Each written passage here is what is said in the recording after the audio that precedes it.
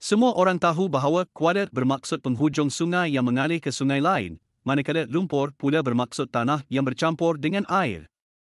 Nama Kuala Lumpur telah dikenali sejak pertengahan abad ke-19, ketika pelombong awal tiba mencari biji timah di persimpangan Sungai Klang dan Sungai Gombak.